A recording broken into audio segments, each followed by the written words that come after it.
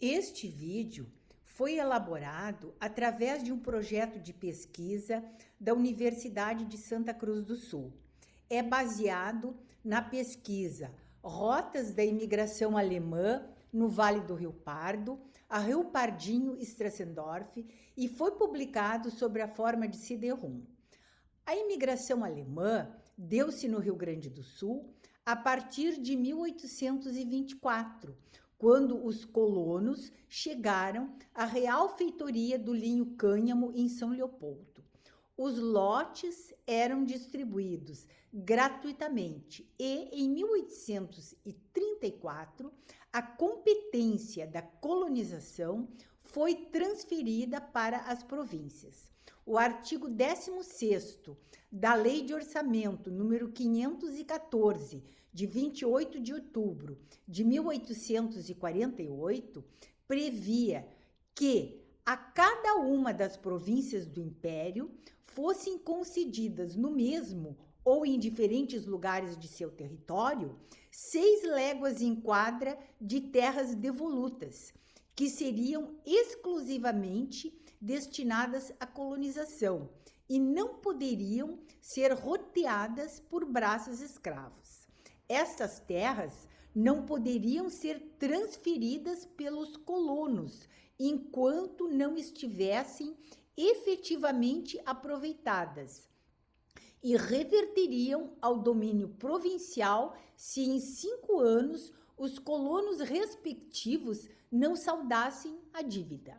Entretanto, a Lei número 229, de 4 de dezembro de 1851, previa que as terras seriam concedidas gratuitamente, tendo direito os colonos casados ou viúvos com filhos e os solteiros que se casassem ao chegar à colônia. A província pagaria as despesas do Porto de Rio Grande até as colônias. Os colonos receberiam ferramentas para derrubar o mato e trabalhar a terra. A Lei de Terras de 1850 previa um acesso a esta através da compra e definia uma política de colonização. Setores hegemônicos ligados à agricultura tinham interesse na colonização e na vinda de imigrantes, bem como desejavam o branqueamento da população. Jorge Cunha, em seu livro Os Colonos Alemães e a Fumicultura, escreve que a única forma de acesso à terra era a compra, transformando a terra, um elemento natural não produzido pelo trabalho humano, em equivalente de capital, isto é, mercadoria, monopólio de quem pode pagar por ela. Por essa lei, a colonização seria feita com base na compra de terras devolutas ou terras compradas de terceiros pelo governo provincial. Em 1850, senhores que não eram colonos imigrantes adquiriram áreas equivalentes a 1/4 de légua quadrada na Picada Santa Cruz.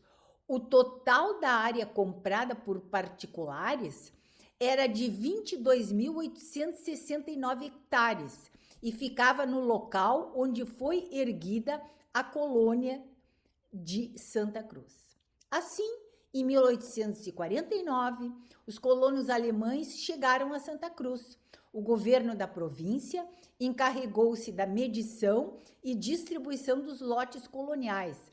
Parte das terras destinadas à colonização eram de propriedade do governo e parte foi comprada de particulares. Os primeiros colonos vieram da Prússia e da Silésia. A primeira intervenção governamental foi a abertura da primeira picada, a linha Santa Cruz, em 1849, pelo engenheiro Frederico Augusto de Vasconcelos Almeida Pereira Cabral.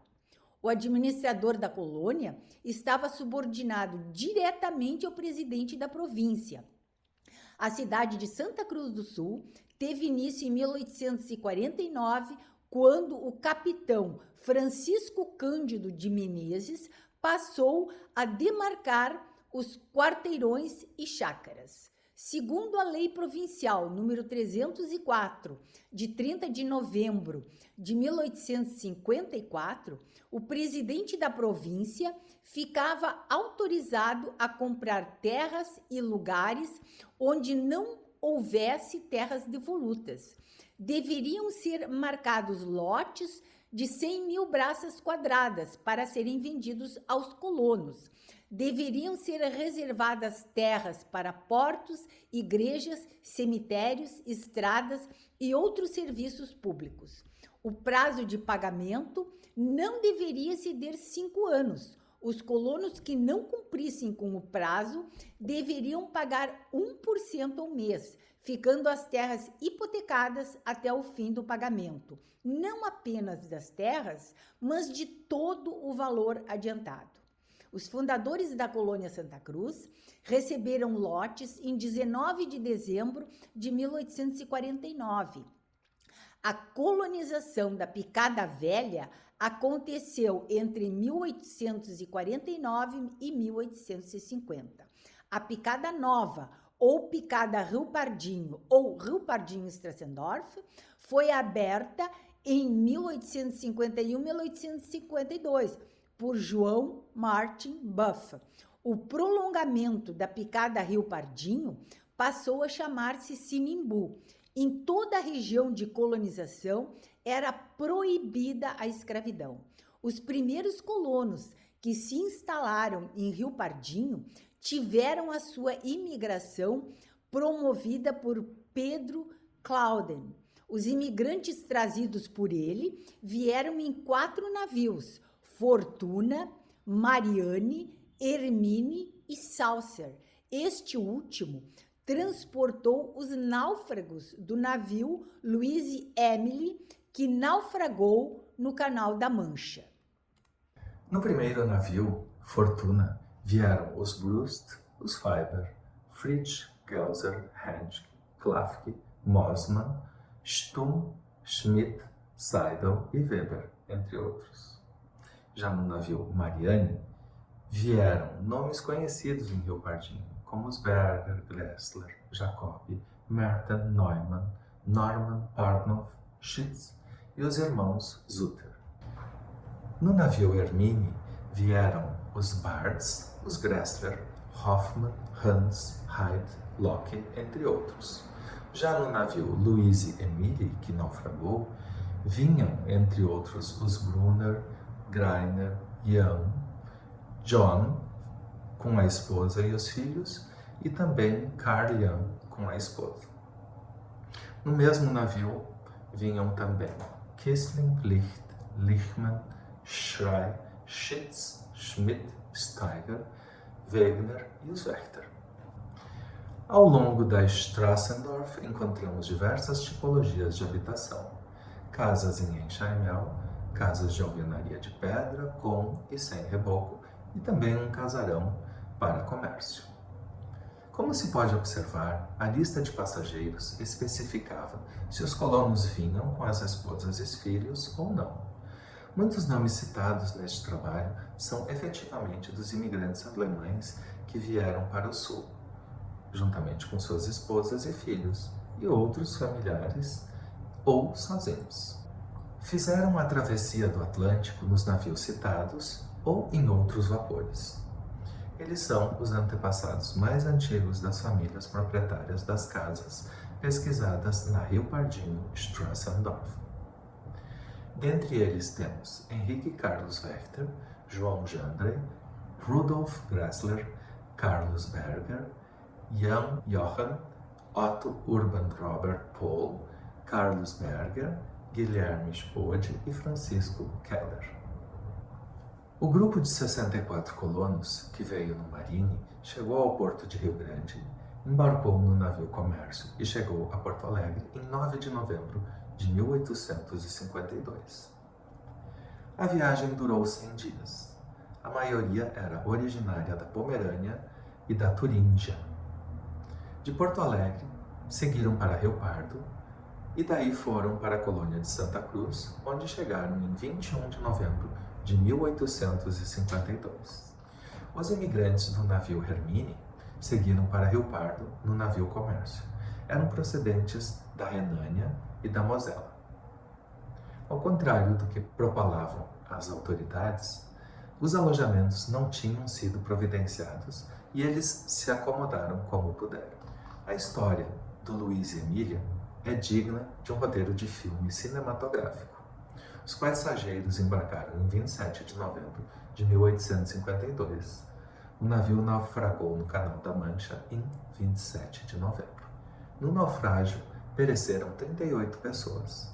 O comandante era Bartles. Havia 55 passageiros adultos e 17 crianças, totalizando 72 passageiros, dos quais 35 se salvaram. Júlio César Klafki afirma que Peter Cloyden, em carta, escrevia que havia 74 passageiros no navio e que ele encontrou 62. Talvez muitos deles tenham viajado em outro navio.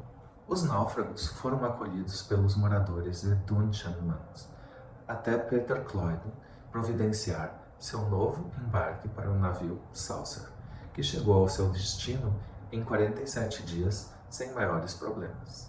Os colonos chegaram a Porto Alegre em 23 de março de 1853 e receberam seus lotes em 5 de abril.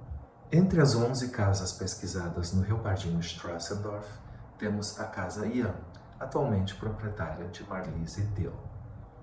A história da casa foi obtida através de entrevista com a proprietária e sua mãe. No lote 53, originalmente concedido ao imigrante Johann Ian, casado com Augusta Ian, foi em 1870 que a família construiu a casa. Finalmente, em 1949, o casal Irena e Carlos, ela neta de Johann, já idosos, foram cuidados por Heidi Iris e seu marido, que assumiram a propriedade. A história que passa de boca em boca é que a família Ian viajava para o Brasil no navio Louise Emily, que naufragou no Canal da Mancha. Aguardaram muitos dias e finalmente embarcaram no Saucer. Chegaram em Rio Pardinho em 1853. A tipologia da habitação é casa de pedra simétrica, com porta central e 2 janelas laterais. As aberturas são em arco não pleno. Ao fundo, a propriedade possui um pomar de produtos orgânicos. A casa mede 9,50 metros por 4,95 metros. As paredes em enxaimel possuem 9 módulos na frente. Estes módulos das extremidades medem 1,20 m e são maiores que os intermediários, que medem 70 centímetros. A estrutura original em enxaimel possui os cunhais apoiados nos baldrames e encaixados no frechal. Como a casa está em más condições de preservação, parte dos baldrames desapareceram. Alguns cunhais estão apoiados diretamente sobre a fundação de grés. Os cunhais são 4 esteios que ocupam os 4 cantos da planta baixa e medem 25 centímetros por 30 centímetros. Os esteios principais suportam os frechais. Nos módulos das extremidades, junto aos cunhais, as paredes têm escoras inclinadas e encaixadas respectivamente no frechal e no baldrame. Os barrotes médios ou peitoris são encaixados nos esteios. As vergas dos vãos são o frechal e o barrote do frontão. A parede frontal mostra a estrutura do enxaimel, somente na parte interna, porque externamente foi construída uma parede de tábuas. No que se refere à estrutura do enxaimel, nós podemos afirmar que esta estrutura mostra a casa formada por 2 peças. Existe uma parede parcialmente demolida que indicaria uma outra divisão. Originalmente, os vãos da estrutura foram preenchidos com taipa. Em geral, ao barro é misturado esterco e palha. Segundo Günther Weimer, a técnica consistia em fazer cortes contínuos em forma de V nas peças horizontais. Nestes rebaixos, eram encaixados sob pressão varas verticais, com as extremidades também cortadas em V. O afastamento entre as varas era de 8 centímetros de eixo a eixo. Horizontalmente, eram amarradas varas mais finas que eram presas às verticais por meio de cipós. A argamassa da casa Yan é de barro e palha. As paredes recebiam um reboco de cal e areia e pintura. Atualmente, muitos vãos estão preenchidos com pedra grés aparelhada. No caso da estrutura do telhado, este é formado por pares de caibros que se apoiam sobre os barrotes do forro. A estrutura possui 2 vigas longitudinais contínuas, encaixadas nos caibros, semelhantes às terças. Um tirante superior estabiliza a estrutura e peças de contraventamento são colocadas entre um caibro e outro. Os caibros se apoiam sobre 11 barrotes com aproximadamente 10 centímetros de largura. As telhas são tipo Marsella. No caso das aberturas, as janelas são postigos, com 2 folhas de abrir para fora. Cada folha é formada por 2 tábuas pregadas no tardós. As 2 folhas são presas por dobradiças em ombreiras fixadas aos esteios.